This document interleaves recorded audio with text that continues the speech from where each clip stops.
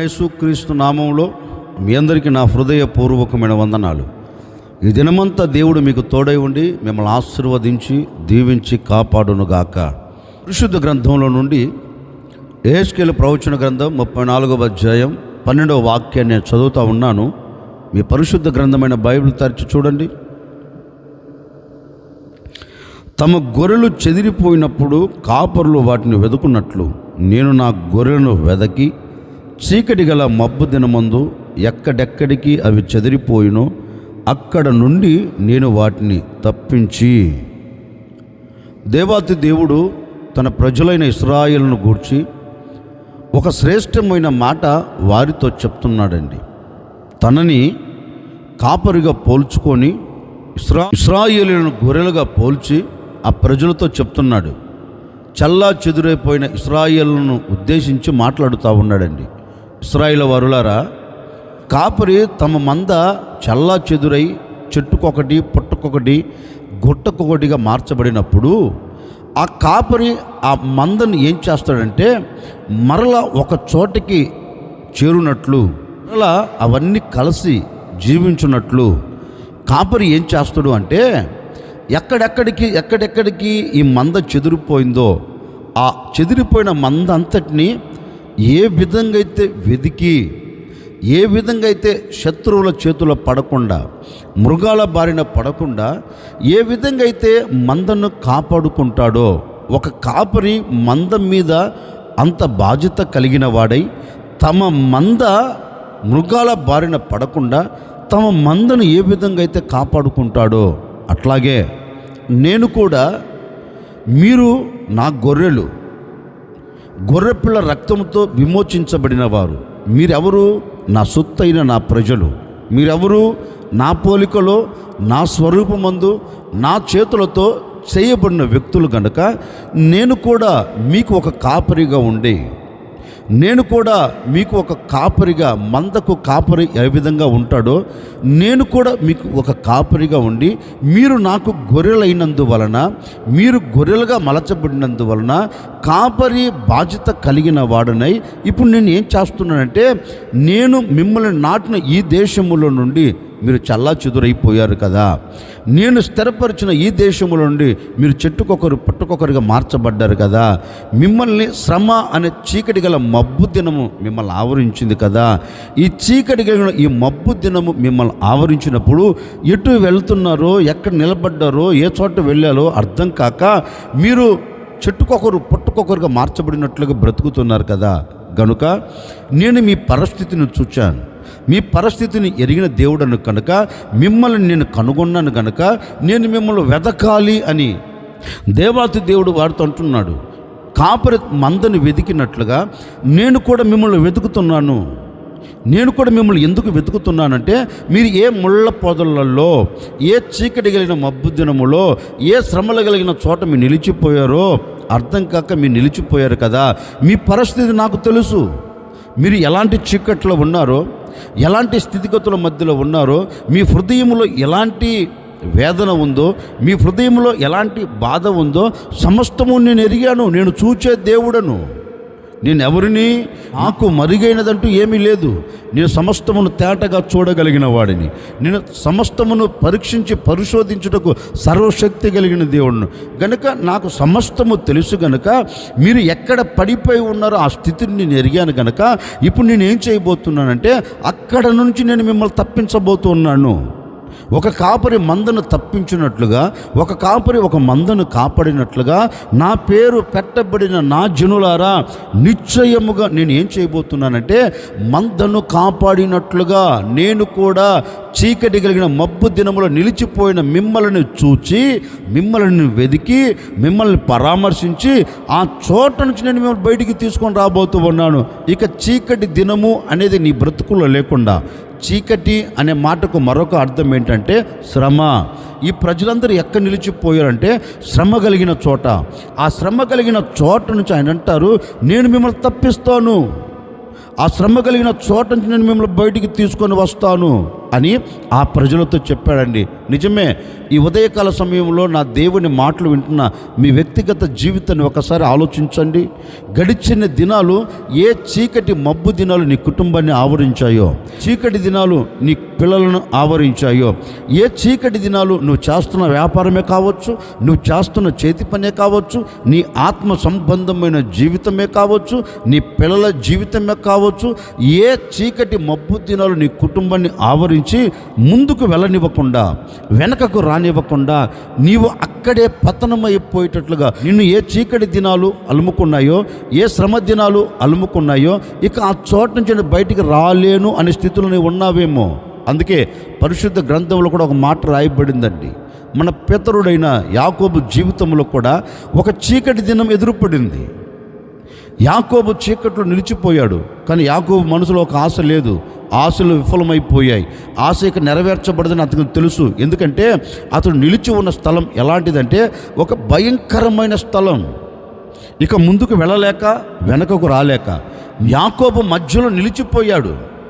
ఏం చేయాలో అర్థం కాక ప్రాణాన్ని గుప్పెట్లో పెట్టుకొని రేపటి దినాన్ని నేను చూడలేను, రేపటి రోజు నేను నిలబడలేను, ఈ అరణ్యంలో ఏదో ఒక విషపూరితమైనది, ఏదో ఒక మృగం నన్ను చంపేయక మానదు, మరొక దినం నేను చూడలేను అనే నిస్సహాయ స్థితిలో పడిపోయాడండి. ఇక నిరీక్షణకు ఆధారమే లేదు, నిరీక్షణను కోల్పోయాడు. ఆధారము లేని చోట యాకోబు నిలిచి ఉన్నాడు. ఆధారం లేని చోట యాకోబు గొప్పగా కోల్చబడ్డాడు. గమ్యము చారలేను, నేను గమ్యాన్ని చూడలేను అనే నిస్సహాయ స్థితిలో యాకోబు గొప్పగా కోల్చబడిపోయాడండి. కానీ యాకోబును దేవాతి దేవుడు వదిలిపెట్టాడండి. అందరూ విడిచిపెట్టారు, అందరూ దూరం అయిపోయారు. ఒంటరితనములో నిలబడిపోయాడు. ఒంటరితనములో కన్నీరు కారుస్తున్నారు. నా అనే ఏ ఒక్కడు అతను పలకరించలేకపోయాడు. అతను నిలబడిన చోటు కూడా ఎవరు కంటికి కన్నపడలేని నిషీది స్థలం అండి. ఎవరు అతన్ని పరామర్శించలేని ఒక ఎడారి. యాకోబు జీవితం మొత్తం ఎడారిగా మారిపోయింది. అలాంటి స్థితుల్లో దేవుడు అతన్ని కనుగొన్నాడు. దేవుడు అతని స్థితిని చూచాడు. అయ్యో, నా కుమారుడు ఈ చీకట్లో నిలిచిపోయాడు, నా కుమారుడు ఈ ఒంటరితనం నిలిచిపోయాడు, కనుక నా కుమారుని నేను విడిచిపెట్టవద్దు, నా కుమారుని నేను విడిచిపెట్టకుండా నేను అతని పక్షమును నిలబడాలని దేవుడు యాకోబు జీవితంలో, చిమ్మ చీకట్లో నిలబడిన యాకోబు జీవితంలో చిరుదీపంగా దేవుడు ప్రత్యక్షమయ్యాడండి. చిరుదీపంగా దేవుడు ప్రత్యక్షమై యాకోబుతో ఒకటి అంటున్నాడు, ఎవరు లేడని భయపడవలసిన అక్కర్లేదు, ఎవరు లేడని కృంగిపోవలసిన అక్కర్లేదు, ఈ సమయంలో నేను నీ పక్షమున ఉన్నాను అని యాకోబుతో ప్రేమతో మాట్లాడటం. యాకోబును పరామర్శించాడు, యాకోబు ప్రక్క నిలిచాడు, యాకోబును గమ్యము చేర్చి ఆశీర్వాదానికి నాంది పలుకున్నట్లుగా, దీవెనను చూచినట్లుగా యాకోబు జీవితాన్ని నవనూతనంగా దేవుడు మార్చాడండి. ఎప్పుడన్నా యాకోబు తలంచాడా, మరొక దినాన్ని నేను చూడగలుగుతాను, మరొక దినమును నిలబడుతాను అని ఎప్పుడన్నా ఆలోచించాడండి? యాకోబు మనసులో నాటుకుపోయింది ఒకటే, ఇక ఈ శ్రమల మధ్యలో నుంచి నేను బయటికి రాలేను, ఈ చీకట్లోంచి నేను బయటికి రాలేను. కానీ అలాంటి పరిస్థితులలో నుండి దేవుడు అతన్ని బయటికి తీసుకొని వచ్చాడండి. ఓ సేవకుడిగా ఈ ఉదయకాల సమయంలో నేను కూడా మీతో చెప్పాలనుకున్న మాట ఏంటంటే, యాకోబు ఆలోచించినట్లుగా నేను ఒంటరిగా నిలిచిపోయాను, నా అనుకున్నవాడు ఎవడు నన్ను పలకరించట్లేదు, నా అనుకున్నవాడు ఎవడు నాతో మాట్లాడట్లేదు, నా అనుకున్న ఏ వ్యక్తి కూడా నన్ను అక్కున చేర్చుకోలేదు, నన్ను కన్నవారు నన్ను వదిలిపెట్టారని ఒకవేళ నిస్సహాయ స్థితులు నువ్వు పడిపోయావేమో, ఈ ఒంటరితనములో ఎవరు నాకు జంటగా నిలబడతారని కన్నీరు కారుస్తున్నావేమో, ఇంటి మీద ఉన్న ఒంటరి పిచ్చుకోవలే ఒకవేళ మూగ వేదనతో మూలుగుతున్నావేమో, ఎవడు పరామర్శించక, నీ ఇబ్బందుల మధ్యలో ఎవడు నిన్ను పలకరించక, నీ కష్టాల మధ్యలో ఎవడు నీకు ఓదార్పునివ్వక, నీ కన్నీళ్ళ మధ్యలో ఎవరు నేను ఉన్నాను అని నీ వెన్ను తట్టక, నీవు పడి ఉన్న ఆ స్థితిని చూచి ఒకవేళ నీ దాటుకుంటూ వెళ్ళారేమో, ఒకవేళ చుట్టూ శ్రమలు ఆవరించి ఆ శ్రమల మధ్య నువ్వు గొప్పగా కోల్చబడి ఒకవేళ మూగ వేదనతో నీవు నిలిచిపోతున్నావేమో, నాకు తెలియదండి. ఈ ఉదయకాల సమయంలో నా ప్రభునితో చెప్పక్కనే చెబుతూ ఉన్నారు, భయపడవలసిన అక్కర్లేదు, జడియవలసిన అక్కర్లేదు. నిశ్చయముగా యాకోబునకు చిమ్మ చీకట్లో తోడై ఉండినట్లుగా, ఇశ్రాయేలుకు చిమ్మ చీకట్లో తోడై ఉండి గమ్యము చేర్చినట్లుగా ఈ దినము నా ప్రభు నీ చీకటి లాంటి శ్రమల మధ్యలో నా ప్రభు నీతో కూడా నిలిచి ఉండబోతూ ఉన్నాడు. మబ్బు దినము లేకుండా కొట్టివేయబోతూ ఉన్నాడు. మబ్బు లాంటి చీకటి లాంటి శ్రమలు ఒకవేళ ఈనాటి వరకు నీ కుటుంబాన్ని అలాగ కుప్పగా కూల్చివేస్తున్నాయేమో, నీవు నీ కుటుంబం నీకు కలిగినవన్నీ అట్లాగే కుప్పగా కూల్చబడుతూ ఇక నేను బయటికి రాలేను, మరొక దినాన్ని చూడలేను, ఇక నా బ్రతుకు ఎంతే అని నిస్సాయస్థితిలో పడిపోతున్నావా? నీకే ఒక శుభవార్త నా ప్రభు చెప్పకనే చెబుతూ ఉన్నారు. ఆ చోట నుంచి నా దేవుడు నిన్ను లేవనెత్తున్నట్లుగాను నీ చీకటి లాంటి బ్రతుకుల్లో, నీ మబ్బు దినము లాంటి బ్రతుకుల్లో, నీ శ్రమ దినము లాంటి పరిస్థితులలో నా దేవుడు చిరుదీపముగా నీ ప్రక్క నిలిచి ఉండబోతూ ఉన్నాడు. ఎలాంటి శ్రమల మధ్య నువ్వు కొట్టబడుతున్నా, ఈడవబడుతున్నా, బంధించబడి నీవు వేధించబడి బాధింపబడుతూ ఉన్నా ఆ చోట నుంచి నా ప్రభువుని తప్పించబోతూ ఉన్నాడు. ఆ చోట నుంచి నా దేవుడు నిన్ను వెతకి రక్షించబోతూ ఉన్నాడు. నీ శ్రమను చూచి నిన్ను దాటిపోయేవాడు కాదు, నీ శ్రమను చూచి నిన్ను విడిచిపెట్టేవాడు కాదు, నీ శ్రమను చూచి నిన్ను త్రొక్కేవాడు కాదు. నీ శ్రమను చూచి నీ ప్రక్క నిలిచి నీ వెన్ను తట్టి శ్రమల మధ్యలో నుంచి నేను లేవనెత్తగలిగిన ఏకైక వీరుడు, ఏకైక దేవుడు యేసు ఒక్కడే. ఆ యేసు ఈ ఉదయకాల సమయం నీతో చెప్పకుండా చెబుతూ ఉన్నాడు. ఏ చీకట్లో నిలబడిపోయావు, ఏ చీకటి లాంటి బ్రతుకులు నీవు బంధించబడిపోయావు, ఏ శ్రమలు నిన్ను ముందుకు వెళ్ళనివ్వకుండా వెనకకు రానివ్వకుండా అట్లాగే నిన్ను గొప్పగా కూలుస్తూ ఉన్నాయి. ఇక ముందుకు వెళ్ళలేను అనే నిస్సాయ స్థితిలో పడిపోయావా? ఇక వెనకకు రాలేను అనే ఆలోచనతో గొప్పగా కూల్చబడ్డావా? భయపడవలసిన అక్కర్లేదు. నిన్ను ముందుకు నడిపించగలిగిన దేవుడు ఈ దినం నీతో కూడా అడుగులు వేయబోతూ ఉన్నాడు. ముందుకు తీసుకొని వెళ్ళగలిగిన దేవుడు నీ చెయ్యి పట్టుకొని లేవనెత్తబోతూ ఉన్నాడు. ఇక ఏ శ్రమల మధ్య నువ్వు కోల్చబడ్డావో, ఏ శ్రమల మధ్య నువ్వు బంధించబడ్డావో ఆ చోట నుంచి నిన్ను లేవనెత్తగలిగిన దేవుడు, నిన్ను బలపరచగలిగిన దేవుడు, నీ బలహీనతను తీసివేయగలిగిన దేవుడు, నిన్ను బలపరిచి గమ్యము చేరునట్లుగా నీ హృదయంలో ఒక నిరీక్షణ పుట్టించగలిగిన ఏకైక దేవుడు నేను ప్రకటించే యేసు. ఆ యేసు ఈరోజు నీ పరిస్థితిని చూచాడండి. ఒకవేళ కట్టుకున్నవారు చూడలేదేమో, కొన్నవారు చూడలేదేమో, కన్నవారు చూడలేదేమో, ఉన్నవారు చూడలేదేమో, ఎవరు నిన్ను పట్టించుకోలేదేమో, నిన్ను పట్టించుకోగలిగిన దేవుడు ఒకడున్నాడు. నిన్ను పట్టించుకొని అద్దరికి చేర్చగలిగిన దేవుడు ఒకడున్నాడు. ఆ దేవుడు ఈరోజు నీతో చెప్తున్నాడు, భయపడకు. ఎందుకు భయపడతావు? ఎందుకు అధైర్యపరచబడతావు? ఎందుకు కృంగిపోతావు? నేను లేనా? నిన్ను లేవనెత్తగలిగిన దేవుడు నేను లేనా? నిన్ను స్థిరపరచగలిగిన దేవుడు నేను లేనా? చీకటి దినములోంచి వెలుగు కలిగిన దినములో నిన్ను నిలబెట్టగలిగిన దేవుడు నేను లేనా? ఎందుకు భయపడుతున్నావు? భయపడకు. నేనే నేనే నేనే నీ చీకటి దినాలను తీసివేయబోతూ ఉన్నాను. నేనే నీ మబ్బు దినాలను కొట్టివేయబోతూ ఉన్నాను. నేనే నీ ఒంటరితనములో నీ ప్రక్క నిలిచి నీ వెన్ను తట్టి నిన్ను ముందుకు తీసుకుని వెళుతున్నాను. గనుక నీవు భయపడకుండా ధైర్యం తెచ్చుకో. ఎలాంటి చీకట్లో నీవు నిలబడిపోయినా అక్కడ నుండి నేను తప్పించబోతూ ఉన్నా అని నా ప్రభు ఈరోజు మీతో మాట ఇస్తున్నాడని. నిజమే. ఒకవేళ ఈనాటి వరకు ఓ సేవకుడిగా చెప్తున్నానండి, ఈనాటి వరకు ఆ శ్రమను చూచి, ఈ అవమానాన్ని చూచి, ఆ నిందను చూచి, ఈ కష్టమును చూచి, ఈ ఇబ్బందులను చూచి, ఈ ఇక్కట్లను చూచి ఒకవేళ సతికిల పడ్డావేమో నాకు తెలియదండి. వాటన్నిటిని చూచి నీవు కృంగిపోయావేమో నాకు తెలియదండి. నా ప్రభు ఈ ఉదయకాల సమయం నీతోనే చెప్తున్నాడు, ఏ పరిస్థితుల్లో నీవున్నా, ఎలాంటి స్థితిగతుల మధ్యలో నువ్వు నడిపించబడుతున్నా, ఎలాంటి పరిస్థితిని ఆవరించినా ఈ ఉదయకాల సమయంలో నా ప్రభు చెప్పకనే చెబుతున్నాడు, ఆ చోటు నుండి నేను నిన్ను కనుగొన్నా. నీవు పడి ఉన్న చోటును నేను చూచా. నీవు చీకట్లో నిలబడిన సంగతి నేను కనుగొన్నాను బాబు. నిన్ను వెతుక్కుంటూ వచ్చాను. అక్కడి నుంచి నువ్వు తప్పించడానికే, అక్కడి నుంచి నువ్వు బయటికి తీసుకుని వచ్చేదానికే ఎందుకు వెతికాను, ఎందుకు కనుగొన్నానంటే నీవు ఆ చీకట్లో ఉండి నీ ప్రాణము విడవకుండా, ఆ చీకట్లో నువ్వు కలిసిపోకుండా మరొక చోట నిలబడినట్లుగా, వెలుగును చూచున్నట్లుగా, ఆశీర్వాదానికి నాంది పలుకున్నట్లుగా నేను నిన్ను వెతకి, నేను నిన్ను కనుగొని, నేను నిన్ను పరామర్శించి ఆ చీకటి కలిగిన ఛాయలో నుండి, ఆ శ్రమ కలిగిన దినములో నుండి, ఆ పరిస్థితులలో నుండి నేను నిన్ను విడిపించాలని, తప్పించాలని నేను నీ యొద్దకు వచ్చాను. నా ప్రభు ఈరోజు నీ యొద్దకు వచ్చి నిన్ను కనుగొన్నాడు కదా, నిన్ను వెదికాడు కదా, నిన్ను కనుగొని నిన్ను వెదకి నిన్ను పరామర్శించింది. ఎందుకంటే ఇక మీదట శ్రమదినం నీ కంట కనబడకుండా, ఆ శ్రమదినంలో నీవు నిలబడకుండా ఆశీర్వాదకరమైన చోట నీవు నిలబడినట్లుగా ఆయన నిన్ను వెతుక్కుంటూ వచ్చాడు. వెతుక్కుంటూ వచ్చిన ఆయన నిన్ను తప్పించబోతూ ఉన్నాడు. తప్పించిన ఆయన క్షేమకరమైన చోట నిలబెట్టబోతున్నాడు. ఓ సేవకుడు నిన్ను మనసుతో కోరుకుని మిమ్మల్ని ఆశీర్వదిస్తున్నాడని. నా ప్రభు నీ శ్రమ దినాలన్నింటిని కొట్టివేసి చీకటి గల మబ్బు దినములను తీసివేసి నా ప్రభు మిమ్మల్ని అందరినీ ఆశీర్వాదకరమైన చోట నిలబెట్టునుగాక. అందుకే ఆయన అంటాడు, ఒక కాపరిగా నేను మీకు ప్రత్యక్షమై, ఒక కాపరి తమ మందను వెదికి తన మందను కాపాడినట్లుగా నేను మిమ్మల్ని వెదకి రక్షించి నేను మిమ్మల్ని చీకటి గల మబ్బు దినములో నుండి తప్పించదను అన్నాడు. ఆయన దేనిని వెతుకుతాడు? వెతికిన ఆయన ఏం చేస్తాడు? క్లుప్తంగా ఒక మాటను మీతో చెప్తాను.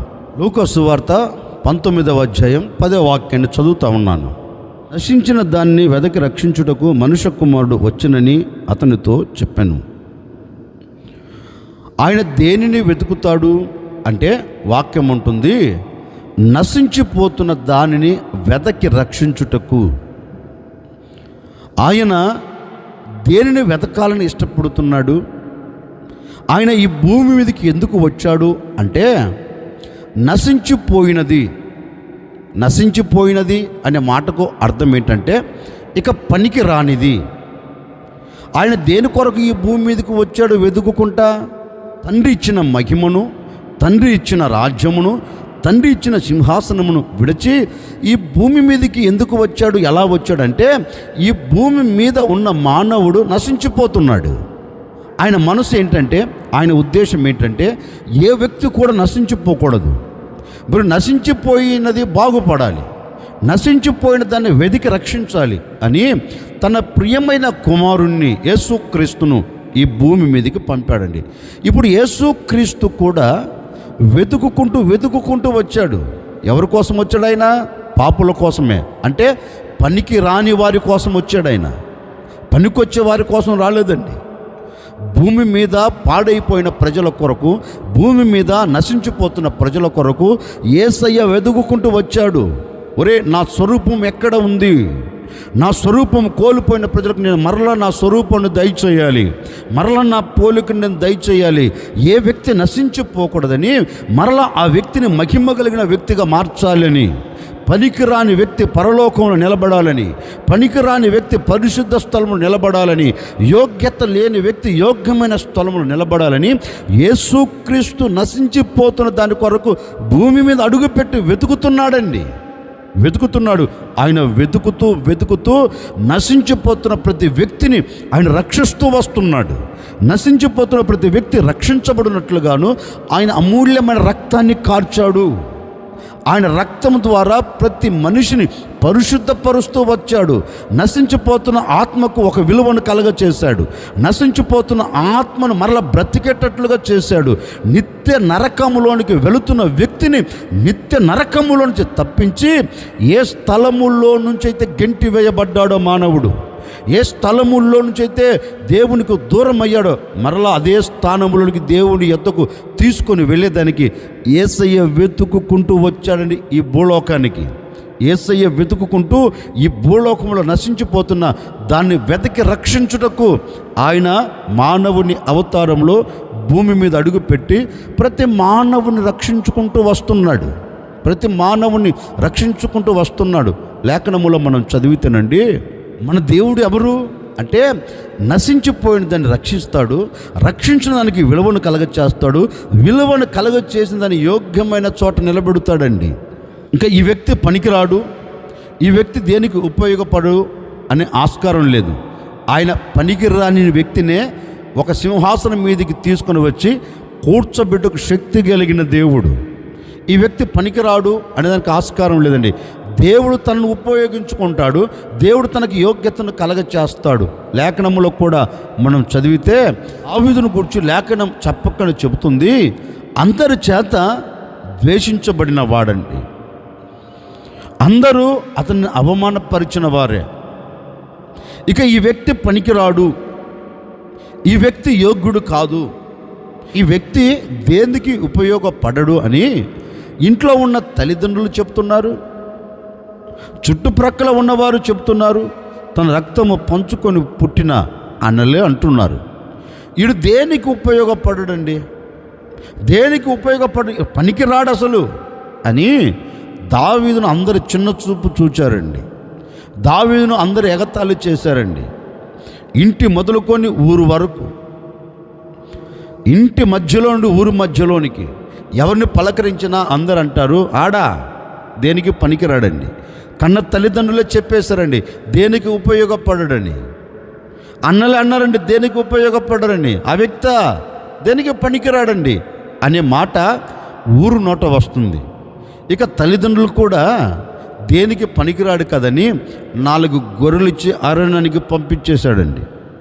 కానీ దావీదు ఏ విషయంలో కూడా బాధపడకుండా తన మనసులో ఒకటి నాటుకుపోయింది, ఏదో ఒకరోజు దేవుడు నా మీద దయ చూపెట్టకపోతాడా, ఏదో ఒకరోజు దేవుని కనికరం నా మీదకి రాకపోతుందా, దేవుడు నాతో ఉంటే చాలు కదా అనుకొని అవమానాన్ని భరించి అందరూ మాట్లాడుతున్న మాటలను భరించుకుంటూ ఒంటరిగా బయలుదేరి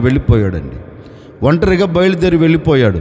కానీ ఏ రోజు కూడా దావీదు కలలో కూడా కని ఉండడు, నేను ఇశ్రాయేలుకు రాజుగా మార్చబడుతానని, ఇశ్రాయేలు పరిపాలన చేయగలుగుతానండి, ఈ సింహాసనం మీద కూర్చోగలుగుతాను. ఏ రోజు కూడా దావీదు కళ కూడా కని ఉండడండి. కానీ ఆ దావీదును దేవుడు ఏం చేశాడు, అందరి చేత పనికిరాడు అన్న వ్యక్తే, దేనికి ఉపయోగపడడు అన్న వ్యక్తే, దేనికి యోగ్యత లేనివాడు అని దూషించబడిన వ్యక్తే. కానీ దేవుడు అతనిని చూచాడు, ఒరే అందరి చేత ద్వేషించబడుతున్నాడు కదా, అందరి చేత పనికిరాడంటున్నారు కదా, ఎట్లాగైనా ఇతన్ని సింహాసనం మీద నేను కూర్చోబెట్టాలి అని దావీదు పరిస్థితిని చూచి అతని హృదయాన్ని ఎరిగి అతని హృదయములను సంగతిని తెలుసుకొని ఇప్పుడు దేవుడు అంటున్నాడు, అతడు నేను కోరుకొనినవాడు, అతడు నా హృదయానుసారుడు, అతడు నాకు ఇష్టమైన వాడు గనుక ఇతని మీద నా ప్రణాళిక వేరు. అందరూ పనికిరారు అని చెప్పవచ్చు, అందరూ యోగ్యత లేనివాడని చెప్పవచ్చు, కానీ నేను కోరుకున్న వాడు ఇతనే అని చెప్పాడండి. సాక్షాత్తుగా దేవుడే చెప్పాడు.